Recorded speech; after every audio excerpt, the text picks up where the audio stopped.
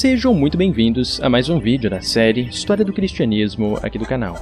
em que hoje nós iremos conhecer as origens das lendas do Santo Graal, que é mais amplamente conhecido como o cálice da última ceia de Jesus, mas que também já foi descrito como uma tigela, um prato, uma pedra preciosa, ou ainda como o sangue real da linhagem de Jesus, que foi um tema bastante explorado no famoso livro O Código da Vinci de Dan Brown, que nós estudamos no vídeo anterior aqui do canal. Mas afinal, quais seriam as origens de todas essas lendas? E seria verdade que o cálice de Jesus ainda existe em nossos dias? É o que nós iremos conhecer então no vídeo de hoje. Inicialmente é interessante nós entendermos quais seriam as origens dessa palavra Graal, então a origem etimológica a respeito disso. Embora os acadêmicos discutem a respeito de qual seria a real origem, muitas hipóteses foram levantadas, a hipótese mais aceita é que essa origem poderia ser proveniente do grego cráter, que era um grande vaso utilizado pelos antigos gregos para misturar vinho com água, que em latim passou a ser chamado primeiramente como cratalis e depois tornou-se gradalis, até ser absorvido pelo francês antigo como graale, que em nosso português foi adotado como graal ou graal, com o som da letra L semelhante ao som da letra U. Então acabou gerando o Santo Graal que nós bem conhecemos. Agora, especificamente sobre a ideia da existência de um Graal dourado e maravilhoso, mas ainda não necessariamente sagrado, ela aparece pela primeira vez no século XII no romance Percival ou O Conto do Graal, que foi escrito pelo poeta francês Chrétien de Troyes, em que nessa história o cavaleiro Percival observa o Graal sendo carregado por uma jovem em uma procissão no castelo do rei pescador, junto com uma lança milagrosa que sangra pela ponta. Mas um detalhe interessante é que nesse romance o Graal tinha o formato de uma tigela ou um prato e ainda não era entendido como o cálice da última ceia de Jesus, embora nessa ilustração medieval que nós observamos aqui, o Graal apareça como uma xícara com uma tampa elaborada. E foi somente no final do século XII ou o início do século XIII, com o poeta francês Robert de Bourron, em seu poema José de Arimateia e o Santo Graal, que o Graal foi então definitivamente associado ao cálice de Jesus, em que, além de ele ser o cálice no qual Jesus teria celebrado a última ceia com seus discípulos, seria também o mesmo cálice no qual José de Arimateia teria coletado algumas gotas do sangue de Jesus em sua crucificação, que depois foi levado para a Inglaterra. E por esta razão, o cálice teria propriedades misteriosas, porque, além de ser utilizado por Jesus na última ceia, também tinha o próprio sangue de Jesus.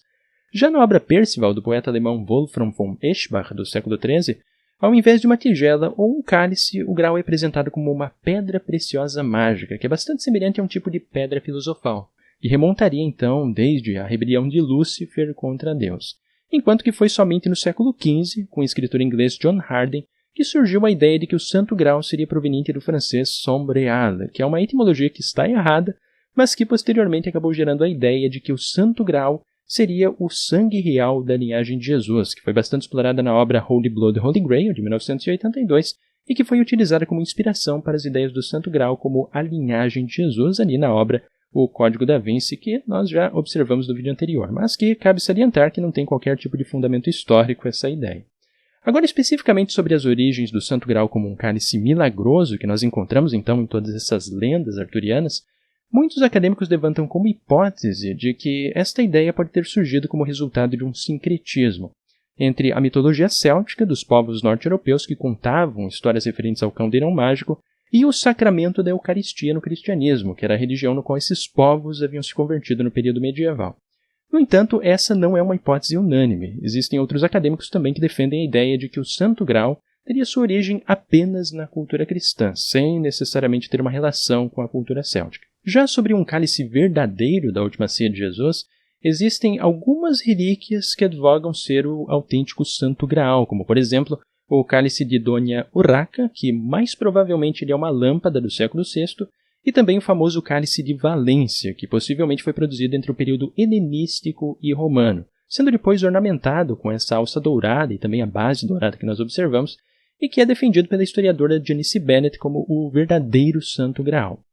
No entanto, o grande problema com essa afirmação é que ela tem como base documentos que foram produzidos apenas séculos após os eventos, como é o caso da tradução espanhola do século XVII do documento Vida de São Lourenço, que remontaria ao século VI,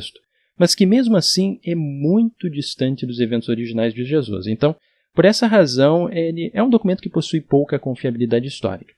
Então, se algum dia realmente existiu algum cálice que pode ter sido utilizado por Jesus na última ceia,